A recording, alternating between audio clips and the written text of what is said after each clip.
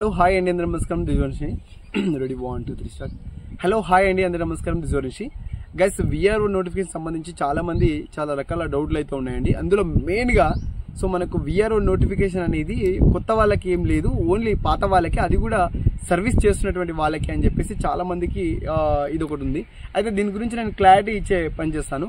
అయితే చాలా మంది మన వీడియోస్ అయితే చూస్తున్నారు, మోర్ దెన్ ఒక 90% సో మనకు అన్సబ్స్క్రైబ్డ్ పీపుల్స్ అయితే చూస్తూ ఉన్నారు. ఖచ్చితంగా మీరు సబ్స్క్రైబ్ చేసుకొని నాకైతే సపోర్ట్ అయితే చేయండి, అండ్ ఖచ్చితంగా వీడియో లైక్ అయితే చేయండి. ఫర్దర్ ఎలాంటి అప్డేట్ ఉన్న VROకి సంబంధించి ఖచ్చితంగా మీ ముందుకైతే తీసుకొస్తాను నేను.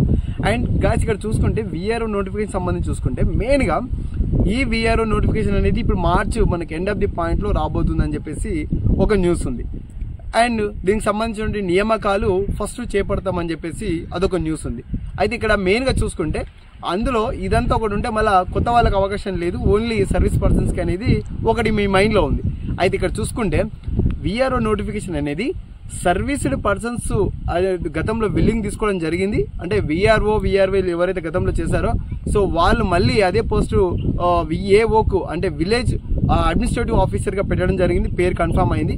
సో VLO అంటే విలేజ్ లెవెల్ ఆఫీసర్, దానికి సంబంధించి మనకు అడ్మినిస్ట్రేటివ్ ఆఫీసర్గా పేరు కన్ఫర్మ్ చేశారు.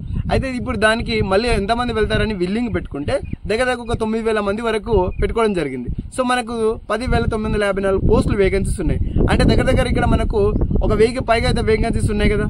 సో దానికి తోడు ఇప్పుడు ఉన్నటువంటి విషయం ఏంటంటే ఈ బిల్లింగ్ పెట్టుకున్న వాళ్ళకి కూడా ఖచ్చితంగా ఎగ్జామ్ పెడతారు.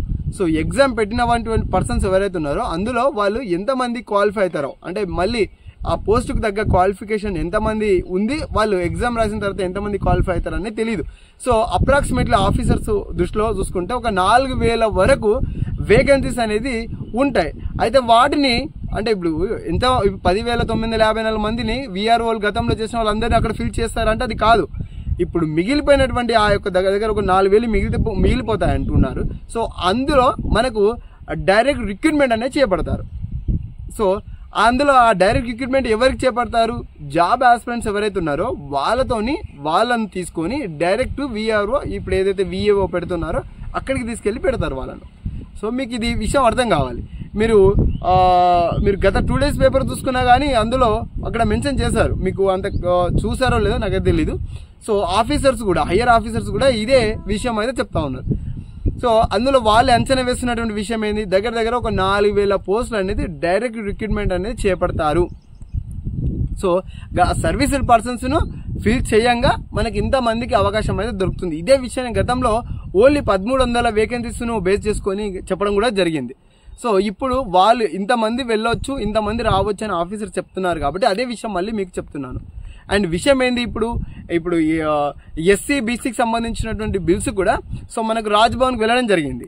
సో అక్కడ మనకు అవి మనకు స్టాంప్ పడ్డదంటే అయిపోతుంది. సో రిక్రూట్మెంట్ చేపడతారు. సో మార్చ్లో మనకు end of the March notification వస్తుందంటే ఇదంతా ప్రాసెస్ చూస్తే మనకు టైం పడుతుంది. ఖచ్చితంగా ఏప్రిల్లోనే VROకి సంబంధించినటువంటి నోటిఫికేషన్ అనేది అవుట్ అవుతుంది 100%గా.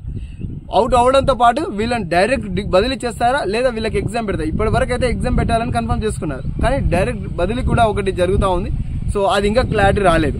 సో కాబట్టి VROకి సంబంధించి ఎవరైతే ప్రిపేర్ అవ్వాలనుకుంటున్నారో ఖచ్చితంగా మీరు కనెక్టింగ్ నిష్ యాప్ డిస్క్రిప్షన్లో లింక్ అయితే ఇవ్వడం అయితే జరిగింది. ఖచ్చితంగా మీరు డౌన్లోడ్ చేసుకోండి.